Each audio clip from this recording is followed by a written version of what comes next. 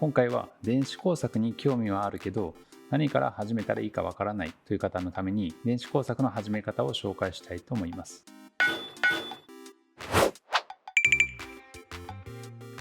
そもそも電子工作とは何かを理解するために、まずは身の回りの電子機器を見渡してみましょう。例えばうちにはスマホや AI スピーカー、お掃除ロボットなどがあります。これらは一見して全く別のものに見えますが、実は広い視点で見るとやってることは全く一緒です。例えばこの AI スピーカーであれば、マイクによって声が入力されると、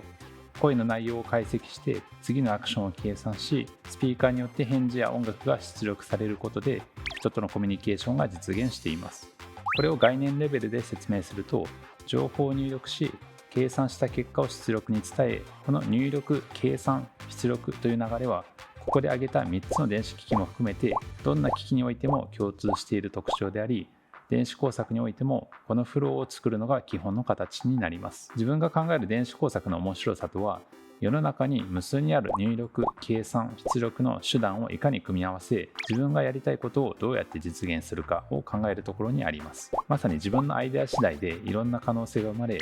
また調べれば調べるほど世の中にある面白い部品やデバイスとの出会いもあり、興味や楽しさが尽きることはありません。私がそうであるように、この楽しさは皆さんも一度味わったら抜けられなくなると思います。以上が私の考える電子工作です。電子工作のイメージが湧いたところで、次に具体的に電子工作で必要なものを紹介していきます。電子工作は先ほど話したように、入力、計算、出力という3つのステップからなっていますので、このステップに合わせて考えると何が必要かも理解しやすくなると思います。まず入力にあたるものは、世の中の情報を何らかの手段で取得することになるので、超音波センサーや圧力センサーなど一般的にセンサーと呼ばれる部品を揃えましょう。世の中には膨大な種類のセンサーがあるので、それを眺めているだけでもインスピレーションが湧いてきます。計算を行う部分はマイコンやマイコンボード、CPU などとも呼ばれ、電子工作の世界ではアルドゥイーノやラズベリーパイなどが有名です。また実はスマホもマイコンボードとして使うことができます。出力にあたるものは場合によりますが、何かを表示させたいときは液晶や有機 EL などのディスプレイ、何かを動かしたいときはモーター、音を鳴らしたいときはスピーカーなどが使われます。あとはこれらの部品同士で信号を伝達する必要があるため、ケーブルや配線のためのブレッドボードなどが必要となります。ここまでは必須となるもので、あとはこのように測定器や工具を揃えておくと、電子工作の作業がもっと快適にできるようになります。これらについてはまた別の動画で紹介していきたいと思っています。次に電子工作で必要な知識について2つ紹介します。1つ目はプログラミングの知識です。入力、計算、出力のフローを見たときに最も重要な役割を担うのが計算にあたる部分です。そしてその計算の中身を作るのがプログラミングと呼ばれる作業です。電子工作の世界を存分に楽しみたいなら、やはり最低限のレベルのプログラムの知識は持っておいた方が良いと思います。まずはこの L 値化と呼ばれる LED を点滅させるところから始め、少しずついろんなプログラムを覚えていきましょう。次に電気に関する基礎知識です。これは物を正しく動作させるためと安全に使用するための2つの目的があります。例えば LED を点灯する回路を1つ取ってみても、電気の基礎知識を持っていないと正しい LED の向きが分かりませんし、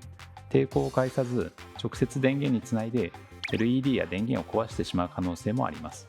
電気の知識といっても幅が広いですが、まずはオームの法則と基本的な回路記号の読み方から入ってみることをお勧めします。ここで挙げたプログラミングや電気の基礎については別の動画で詳しく説明をしていきたいと思います。ということで、今回は電子工作の始め方について説明をしてきました。最後にこの動画を見た後にまずやるべきことについて話をします。それはズバリ入門用のスターターキットを買いましょうということです。スターターキットには入力、計算、出力に相当する部品がたくさん入っており、しかもかなりお買い得です。基本的には中国製で不安に感じる方は多いと思いますが、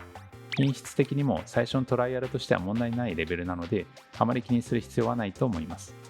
なおおすすめはエレグーというメーカーのこちらのセットです。こちらのように入力、計算、出力用のデバイスがそれぞれこんなに入って4000円というお手頃価格です。こういったキットを1つ持っておくとモチベーションも一気に上がるので、まずはこの動画を見ている方は今すぐ Amazon でこちらを購入することをお勧めします。